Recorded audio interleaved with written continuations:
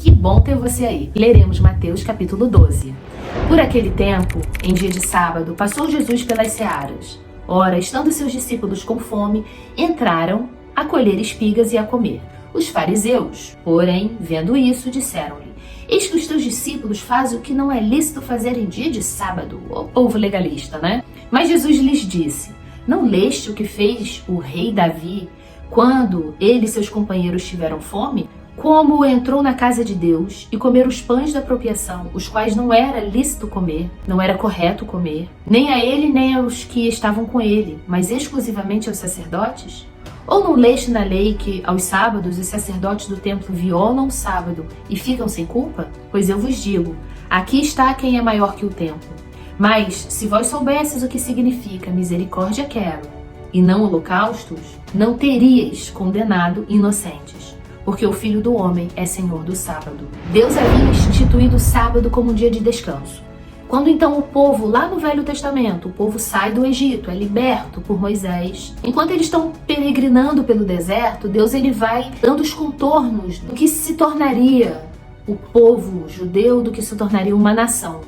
Aquele povo havia sido escravo por 450 anos. Eles não sabiam o que era poder descansar, eles não sabiam o que era direito, eles tinham sido escravos.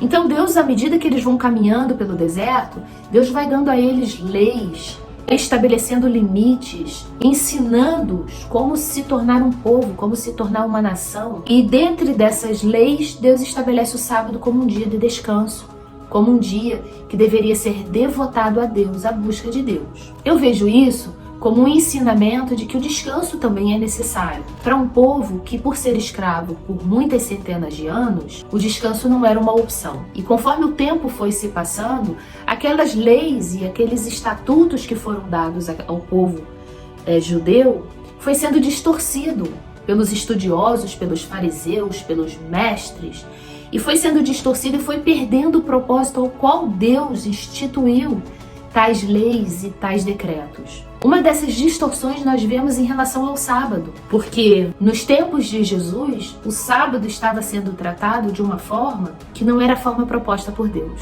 Os fariseus, inclusive, colocavam o sábado acima da vida. E Jesus Cristo, ele vem e ele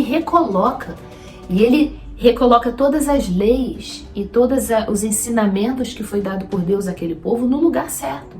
Sábado é um dia sagrado para os judeus, é um dia em que se devota a atenção a Deus, mas que em nenhum momento ele deve ser posto acima da vida humana. E então Jesus, para atiçar ainda um pouquinho mais aquele povo fariseu, que via muito mais a lei do que a vida, então Jesus, ele partindo dali, entrou na sinagoga deles, na igreja deles lá, no templo deles. Achava-se ali um homem que tinha mão ressequida. E eles, então, com o intuito de acusá-lo, perguntaram a Jesus: é lícito curar no sábado? De novo.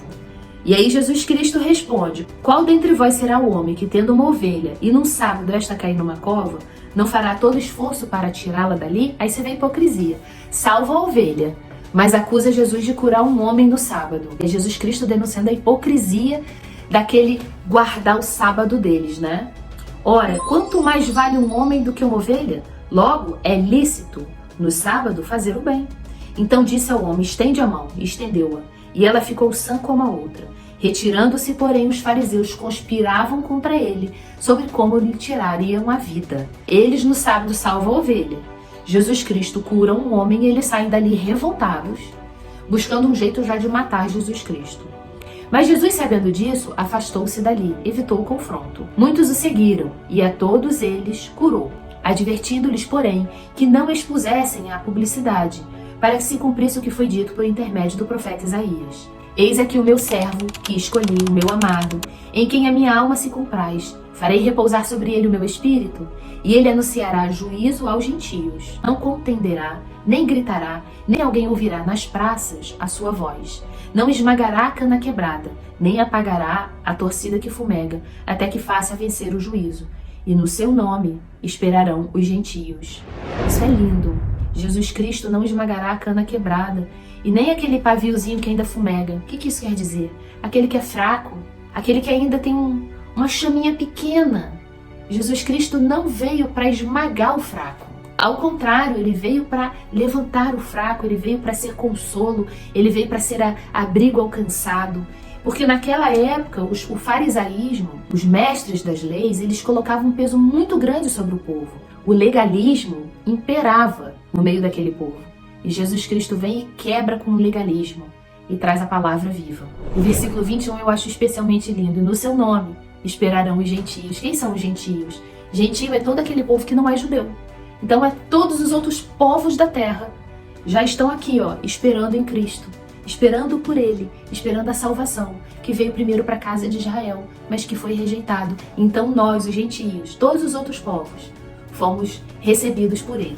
Então lhe trouxeram um endemoniado, cego e mudo, e Ele o curou, passando o mudo a falar e a ver.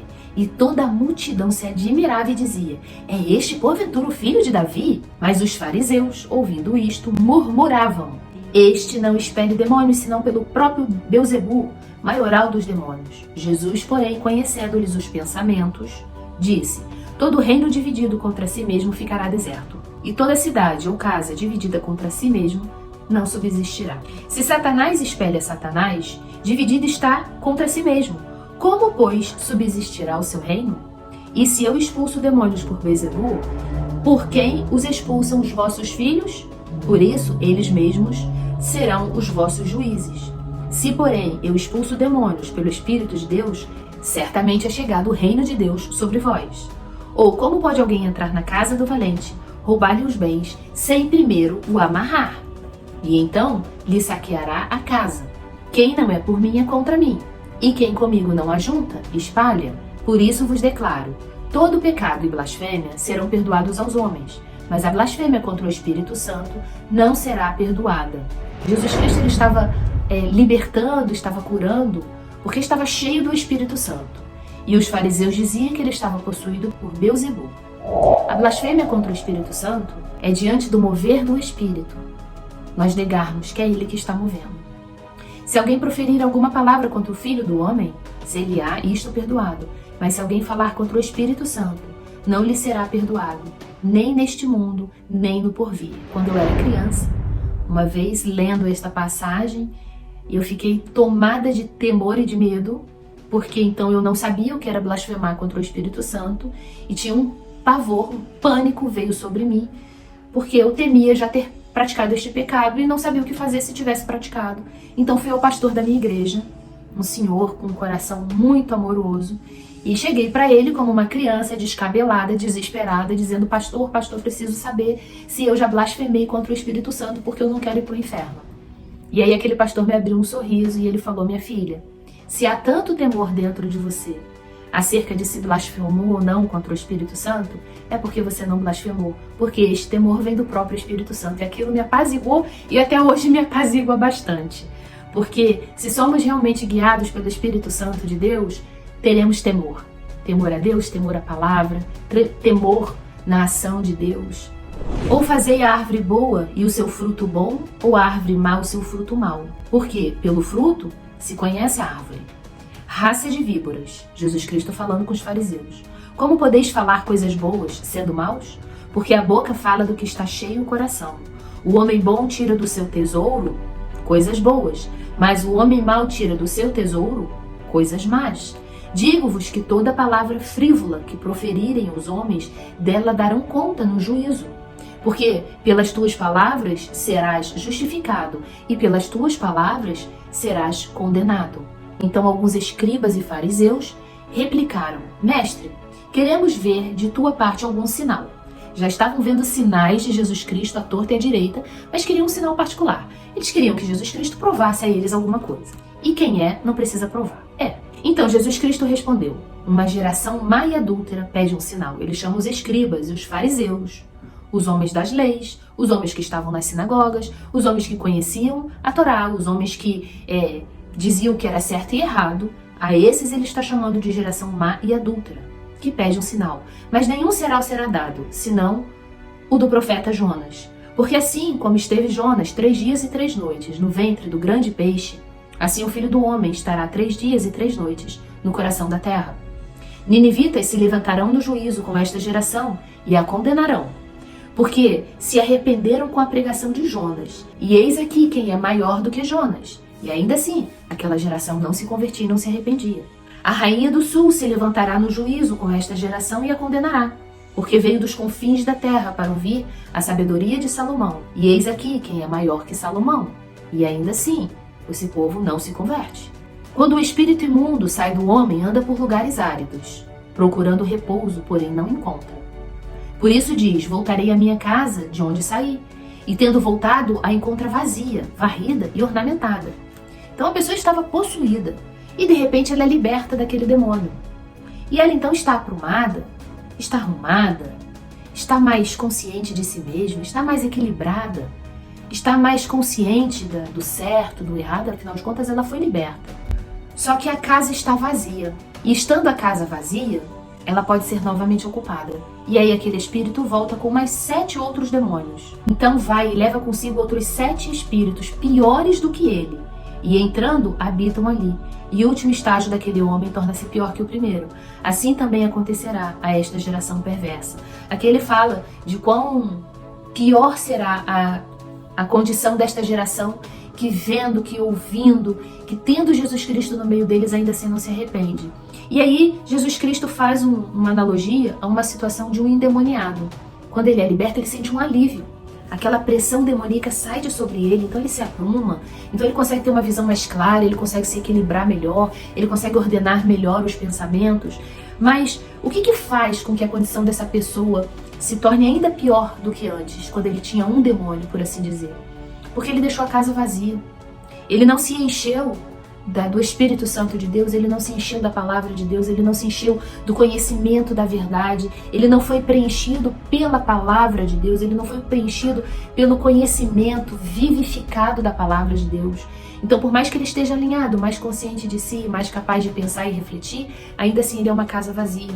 E Jesus Cristo fala isso fazendo uma referência aos fariseus, aos mestres daquela época, que a casa parecia muito ordenada, eles pareciam muito senhores de si, conhecedores da lei, eles pareciam mestres da palavra de Deus, mestres da Torá, mas na verdade eles estavam aprumados apenas na fachada. O interior estava vazio.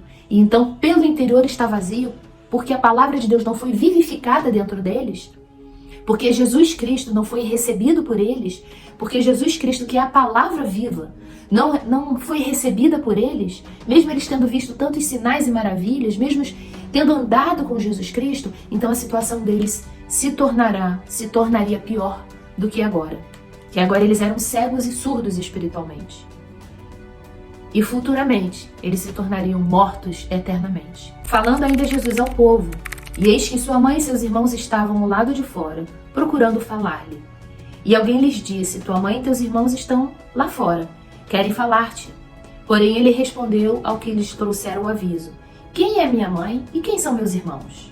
E estendendo a mão para os discípulos disse, eis aqui a minha mãe e meus irmãos, porque qualquer que fizer a vontade do meu Pai Celeste, este é meu irmão e este é a minha mãe. Nesse trechinho curto da palavra de Deus, eu vejo Jesus Cristo sarando situações que iriam acontecer no futuro, a idolatria a Maria, que para muitos Maria intercede por nós, junto a Jesus Cristo, e isso não é bíblico. E Jesus Cristo ele deixa aqui bem claro a influência da mãe dele sobre ele, nenhuma. A influência dos apelos da mãe dele sobre ele, nenhuma. Jesus Cristo não cedeu aos apelos da mãe, aos apelos da Maria. E ele diz o quê? Quem é a família? Quem é a mãe? Quem são os irmãos de Jesus Cristo? Aqueles que obedecem à palavra de Deus.